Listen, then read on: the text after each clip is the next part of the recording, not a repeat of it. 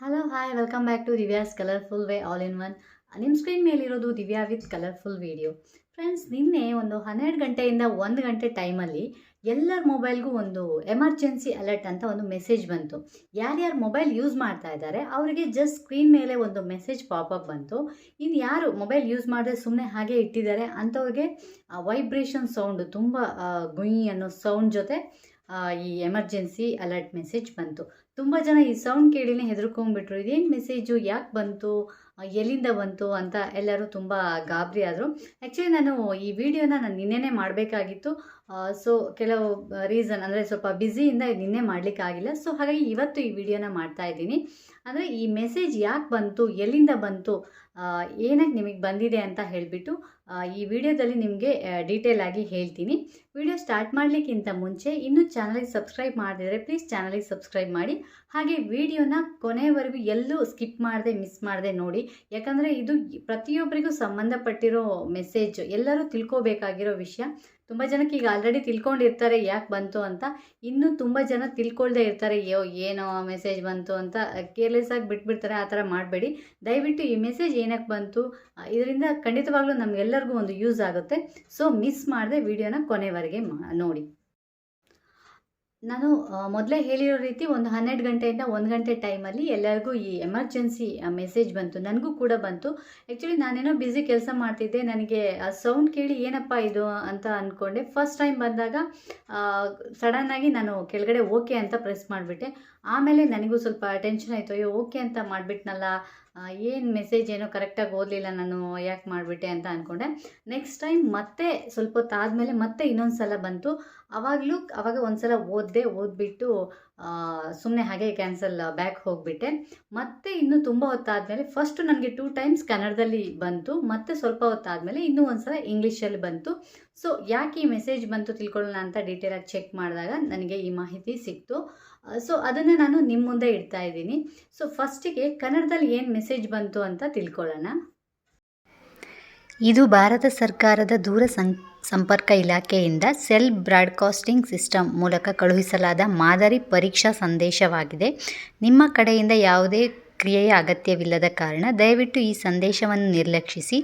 ರಾಷ್ಟ್ರೀಯ ವಿಪತ್ತು ನಿರ್ವಹಣಾ ಪ್ರಾಧಿಕಾರವು ಜಾರಿಗೊಳಿಸುತ್ತಿರುವ ಪ್ಯಾನ್ ಇಂಡಿಯಾ ತುರ್ತು ಎಚ್ಚರಿಕೆ ವ್ಯವಸ್ಥೆಯನ್ನು ಪರೀಕ್ಷಿಸಲು ಈ ಸಂದೇಶವನ್ನು ಕಳುಹಿಸಲಾಗಿದೆ. ಇದು ಸಾರ್ವಜನಿಕ ಸುರಕ್ಷತೆಯನ್ನು ಹೆಚ್ಚಿಸಲು ಮತ್ತು ತುರ್ತು ಸಂದರ್ಭಗಳಲ್ಲಿ ಸಕಾಲಿಕ ಎಚ್ಚರಿಕೆಗಳನ್ನು ಒದಗಿಸುವ ಗುರಿಯನ್ನು ಹೊಂದಿದೆ. ಮತ್ತು ಟೈಮ್ ಮತ್ತು ಡೇಟು ಕೊಟ್ಟಿದ್ದಾರೆ. ಹಾಗೆ ಇಂಗ್ಲೀಷ್ನಲ್ಲಿ this is a sample testing message sent through cell broadcasting system by department of telecommunication, government of India. Please ignore this message as no action is required from your end. This message has been sent to test Pan India Emergency Alert System being implemented by National Disaster Management Authority.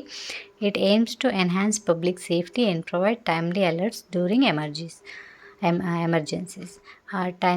Time ಮತ್ತು date ಹಾಗೆ ಕೊಟ್ಟಿದ್ದಾರೆ. ನೋಡಿದ್ರಲ್ಲ, ಈ ಥರ ಎಲ್ಲರಿಗೂ ಕನ್ನಡದಲ್ಲಿ ಅಥವಾ ಇಂಗ್ಲೀಷಲ್ಲಿ ಈ ಥರ ಮೆಸೇಜ್ ಬಂದಿದೆ. ಫಸ್ಟು ನಾನು ಈ ಮೆಸೇಜ್ ನಿಮಗೆ ಎಲ್ಲಿಂದ ಬಂತು ಅಂತ ಹೇಳ್ತೀನಿ. ಎಲ್ಲಿಂದನೂ ಅಲ್ಲ, ಇದು ನಮ್ಮ ಸರ್ಕಾರ, ನಮ್ಮ ಗೌರ್ಮೆಂಟಿಂದ ಬಂದಿದೆ. ಏನು ನಮ್ಮ ದೂರ ಸಂಪರ್ಕ ಅಂದರೆ ಕಮ್ಯುನಿಕೇಷನ್ ಏನಿದೆ, ಅವರಿಂದ ನಮಗೆ ಈ ಮೆಸೇಜ್ ಬಂದಿದೆ. ಬಟ್ ಇದನ್ನ ಯಾರು ಕಳಿಸಿರೋದು ಅಂತ ತಿಳ್ಕೊಬೇಕಂದ್ರೆ ನಮ್ಮ ರಾಷ್ಟ್ರೀಯ ವಿಪತ್ತು ಪ್ರಾಧಿಕಾರ.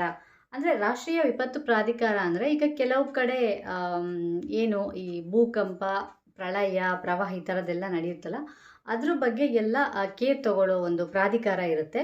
ಸೊ ಅದಕ್ಕೆ ರಾಷ್ಟ್ರೀಯ ವಿಪತ್ತು ಪ್ರಾಧಿಕಾರ ಅಂತ ಹೇಳ್ತೀವಿ. ಅವರು ಇದನ್ನು ದೂರ ಸಂಪರ್ಕ ಏನಿದೆ ಅಂದರೆ ಟೆಲಿಕಮ್ಯುನಿಕೇಷನ್ ಏನಿದೆ ಅವ್ರ ಮೂಲಕ ಎಲ್ಲರಿಗೂ ಈ ಮೆಸೇಜ್ನ ಕಳಿಸಿದ್ದಾರೆ. ಇದು ಏನಕ್ಕೆ ಕಳಿಸಿದ್ದಾರೆ ಅಂದರೆ ಇದೊಂದು ಟೆಸ್ಟ್ ಅಷ್ಟೇ, ಪರೀಕ್ಷೆ ಮಾಡಲಿಕ್ಕೋಸ್ಕರ ಕಳಿಸಿದ್ದಾರೆ. ಇದರಲ್ಲಿ ನೀವು ಏನು ಮಾಡಬೇಕಾಗಿರೋದಿಲ್ಲ. ಇದು ಜಸ್ಟ್ ಒಂದು ಟೆಸ್ಟ್ ಮಾಡಲಿಕ್ಕೋಸ್ಕರ ಅವರು ಎಲ್ಲರ ಮೊಬೈಲ್ಗೂ ಎಲ್ಲ ಈಗ ಏರ್ಟೆಲ್ಲು, ಜಿಯೋ ಆ ಥರ ಅಲ್ಲ, ಎಲ್ಲ ನೆಟ್ವರ್ಕ್ ಮೂಲಕ ಎಲ್ಲ ಪ್ರತಿಯೊಂದು ಮೊಬೈಲ್ಗೂ, ಅಂದರೆ ನಮ್ಮ ಆಲ್ ಓವರ್ ಕರ್ನಾಟಕದಲ್ಲಿ ಅಷ್ಟೇ, ಬೇರೆ ರಾಜ್ಯಗಳಲ್ಲಿ ಬಂದಿಲ್ಲ, ಬರೀ ಕರ್ನಾಟಕದಲ್ಲಿ ಎಲ್ಲರ ಮೊಬೈಲ್ಗೂ ಈ ಅಲರ್ಟ್ ಏನು ಎಮರ್ಜೆನ್ಸಿ ಅಲರ್ಟ್ ಏನಿದೆ ಇದು ಬಂದಿದೆ. ಇವಾಗ ಈ ಟೆಸ್ಟ್ ಅಥವಾ ಪರೀಕ್ಷೆ ಯಾಕೆ ಇವಾಗ ಮಾಡ್ತಾ ಇದ್ದಾರೆ, ಇದರಿಂದ ಮುಂದೆ ನಮಗೆ ಏನು ಯೂಸ್ ಆಗುತ್ತೆ ಅಂತ ನಾನು ನಿಮಗೆ ತಿಳಿಸ್ಕೊಡ್ತೀನಿ. ಇವಾಗ ಎಕ್ಸಾಂಪಲ್ ಇವಾಗ ಭೂಕಂಪ, ಪ್ರವಾಹ, ಪ್ರಳಯ ಈ ಥರ ಎಲ್ಲ ಆಗುತ್ತಲ್ವಾ? ಆ ಥರ ಆದಾಗ ನಮ್ಮ ವಿಪತ್ತು ಏನು ರಾಷ್ಟ್ರೀಯ ವಿಪತ್ತು ಪ್ರಾಧಿಕಾರ ಇದೆಯಲ್ಲ, ಅವರಿಗೆ ಕೆಲವೊಂದು ಮುನ್ಸೂಚನೆಗಳು ಮೊದಲೇ ಸಿಗ್ತವೆ. ಅದರಿಂದ ಅವರು ಏನು ಮಾಡ್ತಾರಂದರೆ, ಈಗ ಕೆಲವೊಂದು ಏರಿಯಾದಲ್ಲಿ ಒಂದು ಸ್ವಲ್ಪ ನದಿ ಪ್ರವಾಹ ಬಂದು ಆ ಏರಿಯಾ ಜನಗಳಿಗೆ ತೊಂದರೆ ಆಗ್ಬೋದು, ಅಥವಾ ಇನ್ನೇನೋ ಭೂಕಂಪನ ಆಗಿ ಸ್ವಲ್ಪ ತೊಂದರೆ ಆಗಬಹುದು. ಅಂಥ ಟೈಮಲ್ಲಿ ಈ ರಾಷ್ಟ್ರೀಯ ವಿಪತ್ತು ಪ್ರಾಧಿಕಾರ ಏನಿದೆ, ಒಂದು ಏರಿಯಾವನ್ನು ಸೆಲೆಕ್ಟ್ ಮಾಡ್ಕೊಳ್ಳುತ್ತೆ. ಈಗ ಬರೀ ಇವಾಗ ಕರ್ನಾಟಕದಲ್ಲಿ ಆಗುತ್ತೆ ಅಂತಾದರೆ ಕರ್ನಾಟಕ ಅಷ್ಟೇ ಸೆಲೆಕ್ಟ್ ಮಾಡ್ಕೊಳ್ಳುತ್ತೆ. ಸೆಲೆಕ್ಟ್ ಮಾಡ್ಕೊಂಬಿಟ್ಟು ಮುಂಚಿತವಾಗಿ ಒಂದು ಮೆಸೇಜ್ ಕಳಿಸುತ್ತೆ. ಏನಂತ, ಈ ಜಾಗದಲ್ಲಿ ಇನ್ನು 2 ಡೇಸಲ್ಲಿ ಭೂಕಂಪ ಆಗ್ಬೋದು, ನೀವು ನಿಮ್ಮ ಜಾಗವನ್ನು ಬೇರೆ ಕಡೆ ಸ್ಥಳಾಂತರಿಸಬೇಕು, ಅಥವಾ ಆ ಥರ ಏನೋ ಒಂದು ಮೆಸೇಜ್ನ ಕಳಿಸ್ತಾರೆ. ಸೊ ಆವಾಗ ನಮಗೆ ಅಲರ್ಟ್ ಅದೊಂದು ಇಮಿಡಿಯೇಟಾಗಿ ನಾವೇನಾದರೂ ಮುನ್ನೆಚ್ಚರಿಕೆ ಕ್ರಮನ ತಗೋಬೋದು. ಸೊ ಅದನ್ನು ಆ ರೀತಿ ಕಳ್ಸೋಕ್ಕೋಸ್ಕರ ಇವತ್ತು ಟೆಸ್ಟ್ ಮಾಡಿದ್ದಾರೆ ಅಷ್ಟೇ. ಈಗ ಒಂದು ಏರಿಯಾ, ನಮ್ಮ ಕರ್ನಾಟಕ ಏರಿಯಾನ ಸೆಲೆಕ್ಟ್ ಮಾಡಿಕೊಂಡು ಒಂದು ಟೆಸ್ಟ್ ಮೆಸೇಜನ್ನು ಕಳಿಸಿದ್ದಾರೆ. ಫಾರ್ ಎಕ್ಸಾಂಪಲ್, ಇವಾಗ ಕೆಲವು ಕಡೆ ಪ್ರವಾಹ ಆಗಿರ್ಬೋದು. ಅಂಥ ಟೈಮಲ್ಲಿ ಇವರಿಗೆಲ್ಲ ಫುಡ್ ಸಪ್ಲೈ ಇಂಥ ಜಾಗದಲ್ಲಿ ಆಗ್ತಾ ಇದೆ, ಅಟ್ ಎ ಟೈಮ್ ಎಲ್ಲರಿಗೂ ಮೆಸೇಜ್ ಕಳಿಸ್ಬೇಕು. ಸೊ ಅಂಥ ಸಮಯದಲ್ಲಿ ರಾಷ್ಟ್ರೀಯ ವಿಪತ್ತು ಪ್ರಾಧಿಕಾರ ಏನು ಮಾಡುತ್ತೆ, ಆ ಏರಿಯಾದಲ್ಲಿ ಸೆಲೆಕ್ಟ್ ಮಾಡಿಕೊಂಡು ಈ ಮೆಸೇಜನ್ನು ಕಳಿಸುತ್ತೆ. ಈ ಮೆಸೇಜ್ ಜಸ್ಟ್ ಯಾವ ಏರಿಯಾ ಅವರು ಸೆಲೆಕ್ಟ್ ಮಾಡ್ಕೊಂಡಿದ್ದಾರೆ ಅದ್ರ ಏರಿಯಾ ಒಳಗಿರೋ ಜನಗಳಿಗೆ ಮಾತ್ರ ಈ ಮೆಸೇಜು ರೀಚ್ ಆಗುತ್ತೆ. ಮುಂದೆ ಏನಾದರೂ ಆದರೆ ಅಕಸ್ಮಾತ್ ಎಲ್ಲೂ ಆಗೋದು ಬೇಡ, ಭೂಕಂಪ, ಪ್ರಳಯ, ಯಾರಿಗೂ ತೊಂದರೆ ಆಗೋದು ಬೇಡ, ಬಟ್ ಹೇಳೋಕ್ಕಾಗಲ್ಲ. ಸೊ ಹಾಗಾಗಿ ಅಂಥ ಸಮಯ ಏನಾದರೂ ಆಗೋ ಚಾನ್ಸಸ್ ಅಥವಾ ಆದರೆ ಅಂಥ ಟೈಮಲ್ಲಿ ನಮಗೆ ಗೌರ್ಮೆಂಟಿಂದ ಮೆಸೇಜ್ ಸೆಂಡ್ ಮಾಡಬೇಕಾಗುತ್ತಲ್ವ, ಅದಕ್ಕೋಸ್ಕರ ಅವರು ಇವಾಗ ಫಸ್ಟ್ ಟ್ರಯಲ್ ಅಥವಾ ಟೆಸ್ಟ್ ಮಾಡಿ ನೋಡಿದ್ದಾರೆ. ಇದಕ್ಕೆ ನಾವು ಯಾವುದೇ ರೀತಿಯ ಪ್ರತಿಕ್ರಿಯಿಸೋದು ಅವಶ್ಯಕತೆ ಇಲ್ಲ. ಜಸ್ಟ್ ನಾವು ತಿಳ್ಕೊಂಡಿದ್ರೆ ಸಾಕು, ಇಂಥ ಟೈಮಲ್ಲಿ ಈ ಥರ ಮೆಸೇಜ್ ಬರುತ್ತೆ ಅಂತ ಪ್ರತಿಯೊಬ್ಬರು ತಿಳ್ಕೊಂಡಿದ್ರೆ ನಮಗೆ ಇದು ತುಂಬ ಯೂಸ್ ಆಗುತ್ತೆ. ಈ ಥರ ಒಂದು ಮೆಸೇಜ್ ಎಲ್ಲರ ಮೊಬೈಲ್ಗೂ ಬರುತ್ತೆ ಅಂತ ಒಂದು 2 ಡೇಸ್ ಹಿಂದೆಯೇ ಪ್ರೆಸ್ ಮೀಟ್ ಕೊಟ್ಟಿದ್ರಂತೆ. ಮತ್ತು ಬಟ್ ಕೆಲವೊಂದು ನ್ಯೂಸ್ ಪೇಪರಲ್ಲಿ ಕೂಡ ಬಂದಿತ್ತು. ಬಟ್ ಇದೆಲ್ಲರಿಗೂ ರೀಚ್ ಆಗಿಲ್ಲ. ಕೆಲವು ಜನಗಳಿಗಷ್ಟೇ ರೀಚ್ ಆಗಿತ್ತು, ಬಟ್ ತುಂಬ ಜನಕ್ಕೆ ರೀಚ್ ಆಗಿಲ್ಲ. ಆದ್ದರಿಂದ ತುಂಬ ಜನ ಈ ಮೆಸೇಜ್ ನೋಡಿ ಗಾಬರಿ ಆಗಿದ್ದಾರೆ.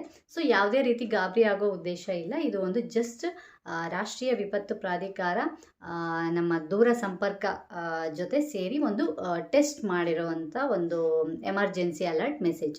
ಸೊ ಯಾವುದೇ ರೀತಿ ತೊಂದರೆ ಅಥವಾ ಯಾವುದೇ ರೀತಿ ಗಾಬರಿ ಪಡ್ಕೊಳ್ಳೋ ಅವಶ್ಯಕತೆ ಇಲ್ಲ. ಸೊ ಇದು ಇವತ್ತಿನ ವಿಡಿಯೋ ಫ್ರೆಂಡ್ಸ್. ನಿಮಗೆ ಖಂಡಿತವಾಗ್ಲೂ ಈ ಮಾಹಿತಿ ಉಪಯೋಗ ಆಗಿದೆ ಅಂತ ಅಂದ್ಕೊಳ್ತೀನಿ. ಆದಷ್ಟು ನಿಮ್ಮ ಫ್ಯಾಮಿಲಿ, ನಿಮ್ಮ ಫ್ರೆಂಡ್ಸ್ಗೆ ಶೇರ್ ಮಾಡಿ, ಅವರು ಕೂಡ ಈ ಮಾಹಿತಿನ ತಿಳ್ಕೊಂಡಿರಲಿ. ಇದು ತುಂಬ ಅವಶ್ಯಕತೆ ಆಗಿರೋ ಮಾಹಿತಿ. ಸೊ ಮತ್ತೆ ಇನ್ನೊಂದು ವಿಡಿಯೋ ಜೊತೆ ನಿಮ್ಮ ಸ್ಕ್ರೀನ್ ಮೇಲೆ ಬರ್ತೀನಿ. ಅಲ್ಲಿವರೆಗೆ ಬಾಯ್, ಟೇಕ್ ಕೇರ್.